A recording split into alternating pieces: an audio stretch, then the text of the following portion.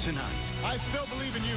Now, I enjoyed my debate. And I'm asking you to keep believing in me. And I have a feeling I'm going to enjoy tonight's debate as well.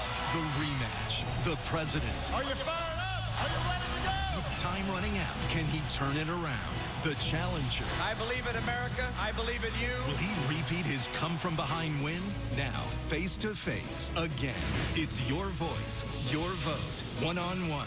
The presidential debate. Now reporting from ABC News election headquarters in New York, Diane Sawyer and George Stephanopoulos. And good evening and welcome to another championship round in presidential politics. The second debate, the rematch, and we are looking at the arena.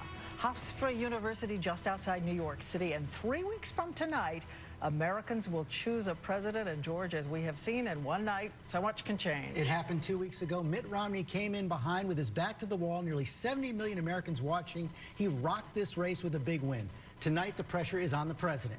Another loss could cripple his campaign. He knows he has to convince voters that he will fight for this job and has concrete plans for a second term. And Governor Romney trying to show he's adroit connecting with voters. And tonight, the twist. It is a town hall format. The questions come from uncommitted voters. The moderator right there, Candy Crowley of CNN. She has covered politics since the days of Ronald Reagan.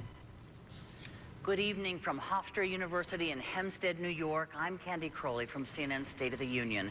We are here for the second presidential debate at Town Hall, sponsored by the Commission on Presidential Debates.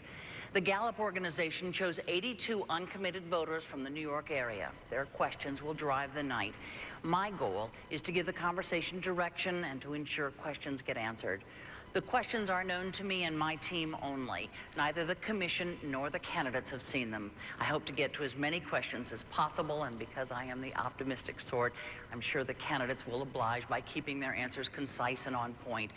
Each candidate has as much as 2 minutes to respond to a common question, and there will be a 2-minute follow-up. The audience here in the hall has agreed to be polite and attentive, no cheering or booing or outbursts of any sort. We will set aside that agreement just this once to welcome President Barack Obama and Governor Mitt Romney.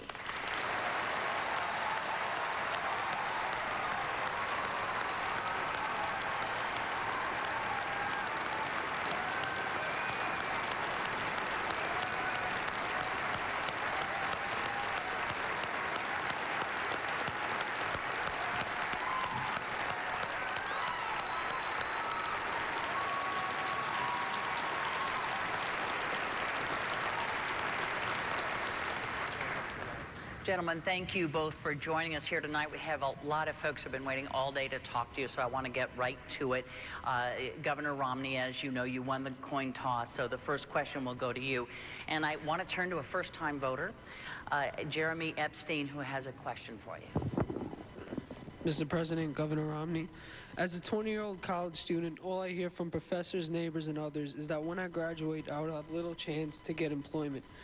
What can you say to reassure me, but more importantly, my parents, that I will be able to sufficiently support myself after I graduate? Thank you, Jeremy. I appreciate your question, and thank you for being here this evening, and to all of those from Nassau County here that have come, thank you for your time. Thank you to Hofstra University and to Candy Crowley for organizing and leading this event. Thank you, Mr. President, also for being part of this debate. Your question is one that's being asked by college kids all over this country. I was in Pennsylvania with someone who just graduated. This was in Philadelphia, and she said, I've got my degree, I can't find a job. I've got 3 part-time jobs. They're just barely enough to pay for my food and pay for an apartment. I can't begin to pay back my student loans. So what we have to do is 2 things. We have to make sure that we make it easier for kids to afford college, and also make sure that when they get out of college, there's a job.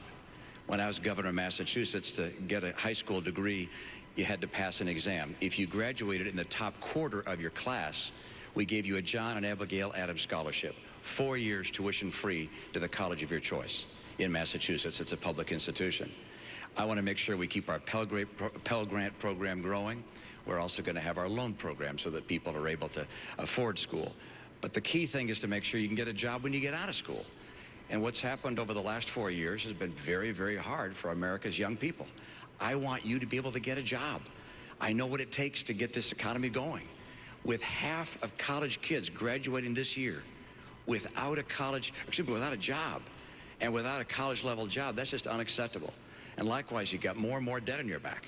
So more debt and less jobs. I'm going to change that. I know what it takes to create good jobs again. I know what it takes to make sure that you have the kind of opportunity you deserve. And kids across this country are going to recognize we're bringing back an economy. It's not going to be like the last 4 years. The middle class has been crushed over the last 4 years, and jobs have been too scarce. I know what it takes to bring them back, and I'm going to do that and make sure when you graduate. When do you graduate? 2014. When you come out in 2014, I presume I'm going to be president. I'm going to make sure you get a job. Thanks, Jeremy. Yeah, you bet. Mr. President. Jeremy, first of all, your future is